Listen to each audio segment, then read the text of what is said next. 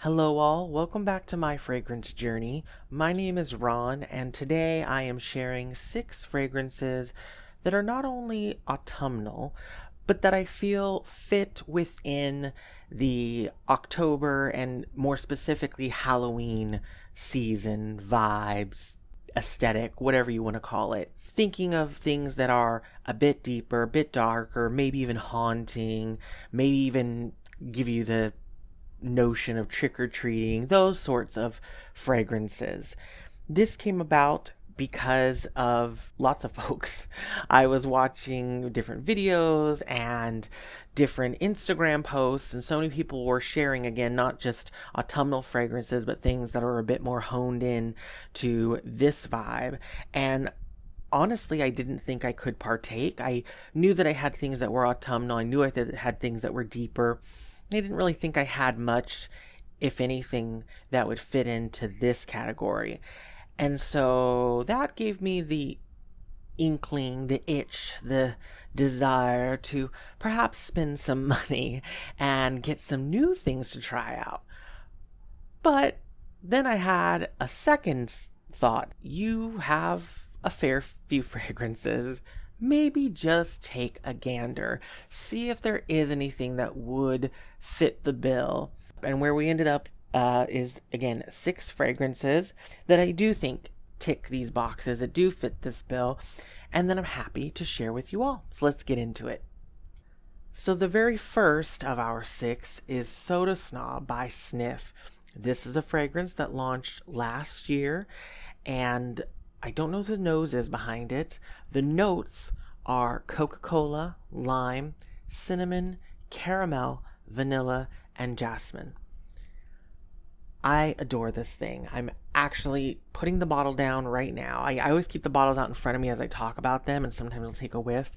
But this is one that I'll just sit here and inhale the entire time I talk about it, and that's not very pleasant for you, nor is it fun to edit out. So Soda Snob, yeah, again, smells very good. It smells very true to its name. It makes you think of a glass of cola. It's got the spice of a cola from that cinnamon. It's got the zing of a cola and a true fizziness with that lime. It's just gorgeous and lovely. But in addition to making me think of a glass of soda, it's also always made me think of soda gummies and cola candies, the sorts I got when I was growing up in my Halloween bag. You know, we'd go around with our pillowcases, get them filled up, hopefully. And one of my favorites has always been a cola gummy, or if we got maybe a package of bottle caps, that sort of thing. That's what this really emulates there. It's what it brings to mind. And so I thought, well, this is really perfect because this is a great fragrance during the autumn anytime between, again, the spices and everything. It's really lovely. But thinking specifically of Halloween, this is a perfect trick-or-treating type of vibe in a bottle. So this is Soda Snob by Snif. All right, now we have Deixis by FZOTIC. I'm not surprised to have included this one. I don't think those of you who have heard me raving about it since I got it will be very surprised either. This is a fragrance that launched just a few months ago, I think June, July, something like that. It was their first direct drop, so they've started to do these fragrances that are in very small quantities, and they just kind of launch them on the website only, no other retailers, and it's very first come, first serve. They have or are going to restock this one in another small batch. They may have already done that, I can't remember. And then they just had another new fragrance launch last week in the same manner. That's like a petrichor type of scent. I didn't get that one. I was very interested, but Concert just dropped tickets around the same time. And so, between Concert or Perfumes, sometimes Concert wins. So I will now be seeing Wan Ho in LA in December, one of my all-time favorite artists. But anyway, I digress. Back to Halloween. So, Deixis. Again, this launched earlier this year. It has notes of labdanum, vanilla, sandalwood, frankincense, and styrex. It is very labdanum heavy at that. That's why it has such an inky dark color. And as FZOTIC mentions, I always make mention of the fact that they say that just given the darkness, there is a potential risk that if you spray it on certain light colored fabrics, it might stain. They have displayed that before to test it out against white fabric, and it didn't stain when they did it in a video. I have since worn it several times and sprayed it over myself and some fabrics, and I haven't experienced any staining, but again, it's a very dark liquid, so you just never know. Anyway, this is Halloween Forest, but in the most magical, like non-spooky way, just in that very autumnal, like I keep thinking of maybe you've gone to a carnival and you've wandered away from the carnival and now you've dipped into the forest that edges the area that this, carnival is set up in. This is that scent. It is sweet, so maybe it's the sweetness of what's around you in the forest. Maybe it's some sweetness from some distant things that are there back at the carnival. But it's sweet, incredibly enveloping and warm and comforting and resinous in the most beautiful ways. It's like a black velvet blanket of a fragrance. It's just so soothing, woody, warm, again, sweet. I love it so much. And it really does make you think of just this comforting forest situation. So again, not quite a scary fragrance. I don't think that anything about this makes me feel haunted, or if we are being haunted, it's by some very friendly ghosts. And so yeah, I just adore this, and I think it's perfect for this time of year in general, and really is going to be a fun one to wear this October. Well, we're in October, so wear now. And anyway, this is Deixis by FZOTIC. Now we have one that I always find the name a bit difficult to say. There's just something about the way that it's written. It always kind of trips me up, but we're going to give it a go. This is Buttered Maple Oats Honey from Valerie's Uncommon Scents. Valerie's is a little indie business where she has all sorts of hundreds of fragrance perfume oils that you can get into many different concentrations and formats. You can get these little 10 ml roller balls that I seem to be addicted to. You can get perfume sprays, room sprays, I think even maybe a body wash or a lotion or all sorts of different things. So this has notes of oatmeal and sweet cream butter, cinnamon, raisins, honey, and vanilla, brown sugar, and maple, all the things that are warm and comforting, basically all the things that you just walked away from when we got into Deixis and walked out of the carnival and into the forest. Well, now we're back at the carnival. We've headed back before the evening's over, and we're smelling all of the warm, gorgeous things that are being sold, and the little mugs of warm, delicious cider, and all those types of things is what I get out of this, particularly the oatmeal, the brown sugar, maple, and the cinnamon. Got kind of an earthiness from that oatmeal. I mean, it's oatmeal. It doesn't smell of the earth, but it's just, it kind of grounds everything really well. And then you have all that sweet, warm goodness over top. And I just, first off, again, love it for this season in general. But really just seems like a fun thing to wear if you were at a bonfire, or if you were trick-or-treating maybe, and especially if it's quite cold where you live. This just kind of feels like a little bottle of something warm and gorgeous. And so I just think that this is really, really good, very inexpensive. That's part of my downfall with Valerie's, is that like this is, every time I've bought it, it's always on offer, and it's always like $3.50 for one of these, and that's very hard for me to pass up. So yeah, this is a good one. It is Buttered Maple Oats Honey, again from Valerie's Uncommon Scents. All right, now we have Wednesday's Nevermore by d.grayi. This came out, I believe, this year. The nose behind it is James Nguyen. He's also the owner of d.grayi. And this is a fragrance that is inspired partially by the show Wednesday on Netflix. I've never seen it. I have seen Addams Family, the films with Angelica Houston, and seen the older TV show and cartoons and all that sort of thing. So I'm definitely familiar with the Addams Family. I just haven't seen this particular show. But what James does in the blurb for this, or kind of the write-up for this fragrance on the website, is he explains beyond just liking that show kind of what brought this to fruition. So he said that he was inspired that the show, for having magic and fantastical elements, has a lot that's rooted in or kind of takes inspiration from traditional indigenous and Latin American practices. And so he kind of just enjoyed that combination between this fictional show, this kind of what did he say? I got it here because I actually really liked how he said it.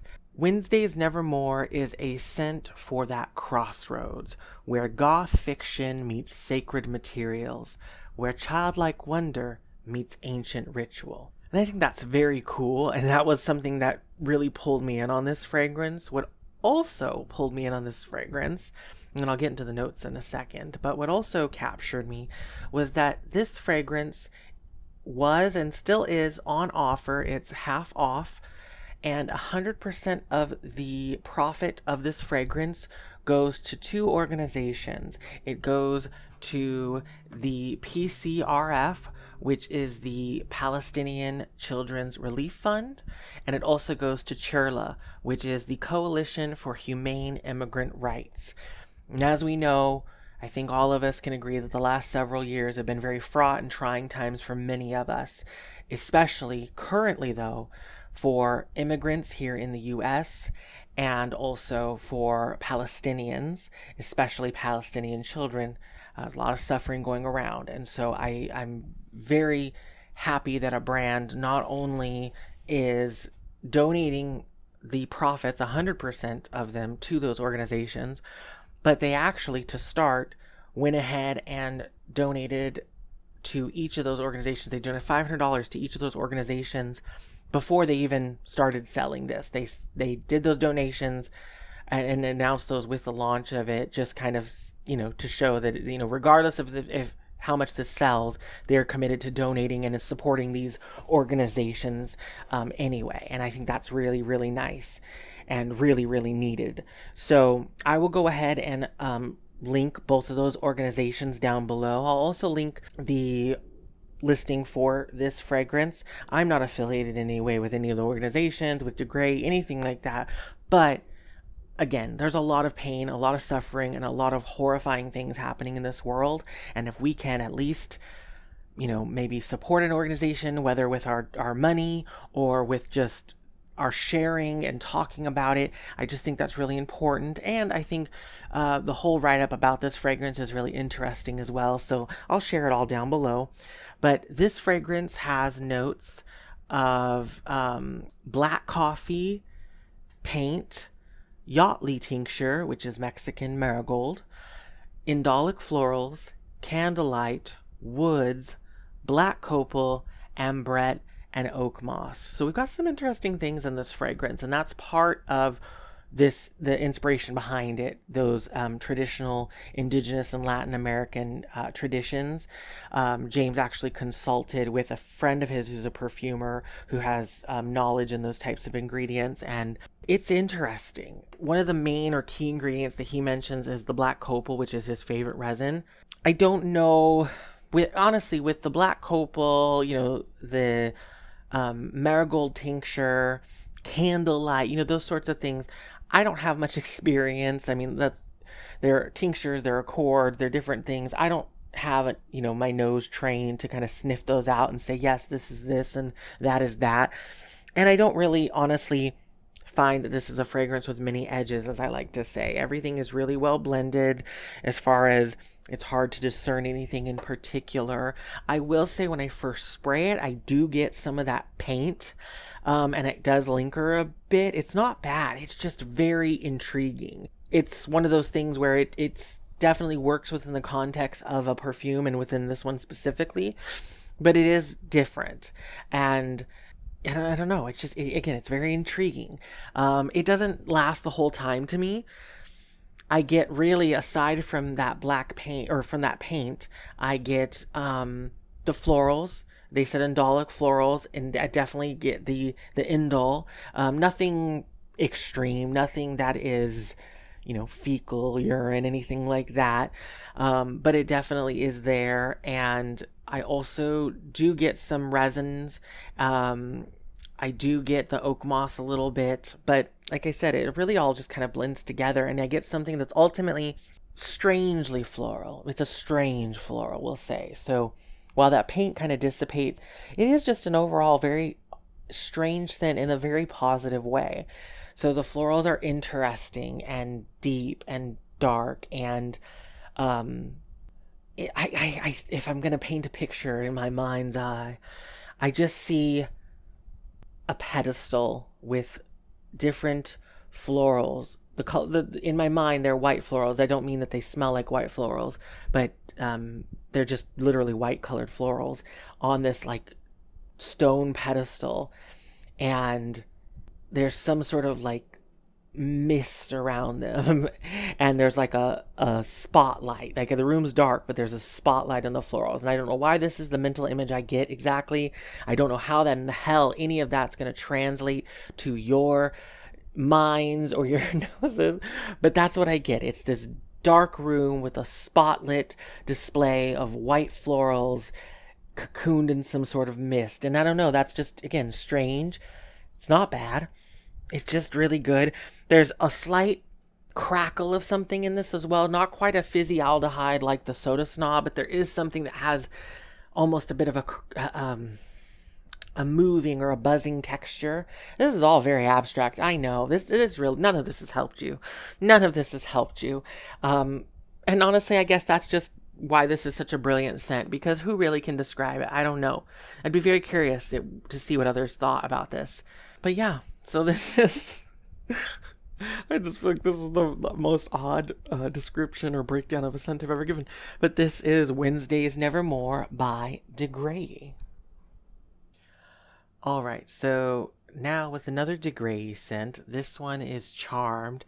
And I have to say, before we really dig into any of this one, I'm once again being a bit odd because I thought, you know what, I have to tell them as I went to talk about this, like I do with most of the fragrance, especially ones that I haven't maybe worn in a bit. I'll just dab a little on, spray it a little on, or open the cap, and take a little whiff and see what I think again. Well, I just dabbed a little on, and I inhaled, and I just went, so I thought, I have to share that because it's that kind of a fragrance, like, it's just something. So this one has notes of spearmint, lavender, violet, prosperity spell, which is what was it? There's a note here on their website about it. It is a combination of pine needles and woods, rose, spices, and pepper and herbs. So all of that going into that prosperity spell, with also wine, oak moss, oud, black frankincense, and amber. It is really, really pretty. It is fruity and dark, and again, another forest scene. It is the forest, but you definitely, you've got a glass of wine with you.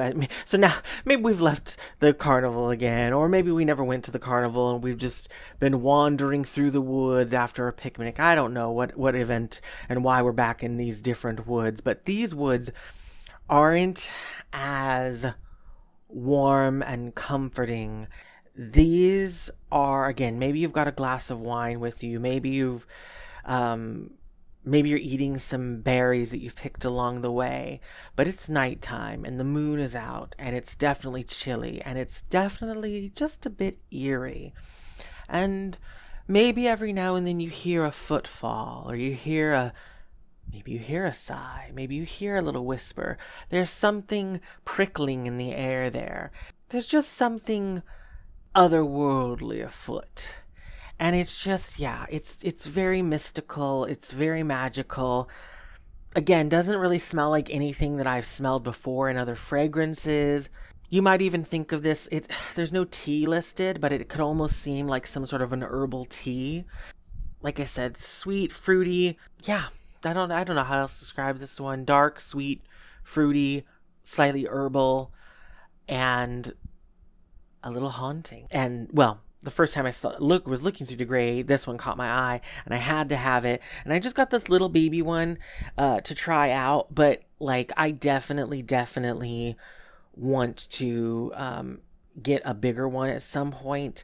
I don't actually wear a ton of this when I wear it. It's definitely got enough oomph, but being an indie perfumer, and they offer so many fragrances, I'm always afraid that they're going to just start nipping at certain ones. And this is one that I like enough that I wouldn't mind having another bottle ready to go just in case. So this is Charmed by d.grayi. All right, last and certainly not least, we have Nosferatu by Black Phoenix Alchemy Lab. Now, as far as this fragrance is described, this is desiccated herbs, gritty earth, and robust and sanguineous red wines. It's really gorgeous. I love it so much. I've loved it actually for a very long time. I joined Black Phoenix Alchemy Labs, a forum that they still have, many years ago when I was 20. And it was the first time that I had not only dug into indie fragrances, but the first time that I had really dug into fragrance as an enthusiasm or as an obsession even. And so for a couple years, I really was like big into Black Phoenix Alchemy Lab. I bought lots and lots of samples, very few full bottles, but lots of samples. I left reviews, I talked with people. It was all sorts of wonderfulness. And when I really got not only back into fragrance in a big way, but fell in even deeper than I ever had last year, I had Black Phoenix Alchemy Lab kind of in the back of my mind, but I was trying so many other new things, I just didn't really think about it. And then this year, I was like, oh yeah, let me get up on that, see what I can get from them if they're still around. And they are still around. They've been around since 2002. And a lot of their older catalog isn't available. I mean, a fair chunk still is, but they had a lot of scents that are no longer available. But of course, Nosferatu is still available, and that's why I snagged a bottle immediately, because it was my favorite that they did. And oh boy, such good stuff. Now, I've been waxing poetic and going on so many tangents tonight. This one's going to be a bit of a fun one too. So I'll talk about how I find it a little bit, but I actually dug up my review, which was one of the very first perfume reviews I ever did, back on their forum, and I'm gonna read this to you now. I haven't really read this since I posted it, so we're gonna see what the hell I was going on about back in 2007.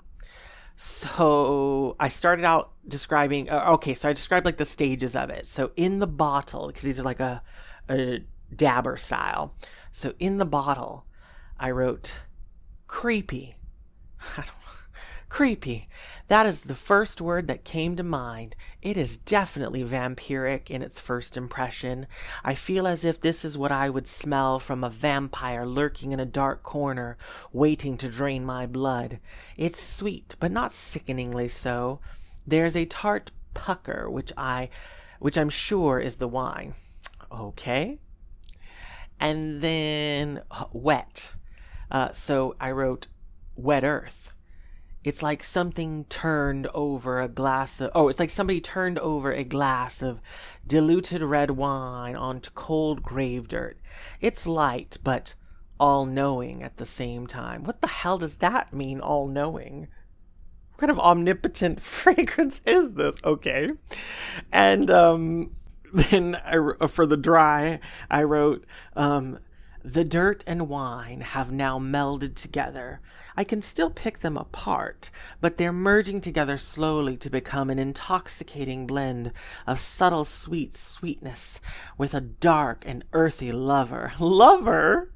Oh dear Lord. Both are evil scents. evil, okay? Both are evil scents that are now allies, and they're like a spider calling me into their web so they may feast on me. Oh, wow. And it's so good, I just may let them. Okay, wow. And then after the dry, I left a review for later, so after it had been on for a while. It's all sweet now, but still not an innocent scent. The scent strength has really come down a bit. There is a maturity to this sweetness. Well, hold on. Why did I talk about the sweetness, then the longevity, and then back to the sweet? Okay, there is a maturity to the sweetness that I know is the grave soil, and it's really pleasant. A maturity. Huh. Okay. All right. And then final verdict, because wow, I was really going in. Of all the imps, again, those are their sample sizes, are called imps.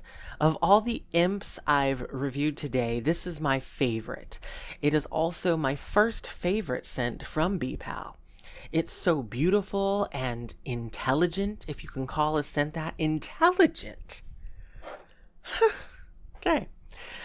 Very alluring, and I think this is a scent that will be great on my body. Where else would I put it? Or sending me into heady bliss, wafting through my room from a diffuser. Oh, I mean, I guess you could put these in a diffuser. I mean, it's like a perfume oil. I don't know that I would do that, but okay. My only concern is that it died down pretty quickly. I can still smell it from a small distance, but then I've been smelling it for a while now. LOL. So it might just be, oh wow, proofreading. So it might just be camping out in my nose. Camping out in my nose, interesting. I'll have to ask others how long the scent lasts on me, but even if I have to bathe in the stuff, ooh, a bath, I won't mind. I'm, asterisk even for emphasis, I'm heavily considering buying a 5 ml of this. Too beautiful to pass up. Well, I do agree with past Ron. Too beautiful to pass up. And I not only heavily considered buying a 5 ml of this, I know back in the day I did, and I have since bought a second one, which is the one you're seeing. And it is fantastic. Now, I mean, yeah, the way they describe it, the way I kind of described it then, and the way I've described it recently, all very much the same, because it really is the same. It hasn't changed. This is Geosmin damp earth that is dampened because it's been soaked with tart red wine that's only slightly sweet, and there is just a little dusting of herbs in the air around it. It's really pretty. It's absolutely the kind of thing you would expect of a vampire. Absolutely the kind of thing you would expect to associate with things like crypts and cold, cemeteries and all that good stuff. So it's really, probably of all of these, one of, if not the most perfect Halloween scent. And with a name like Nosferatu, it kind of had to be, right? So yeah, this is, again, Nosferatu from Black Phoenix Alchemy Lab. And there we are, the 6 fragrances that I think are not only autumnal, not only lovely for cooler weather, but are particularly going to be fun wearing this October. Well, I keep saying that as if it's not already October. Wearing this month, and especially as we get nearer and nearer to Halloween itself.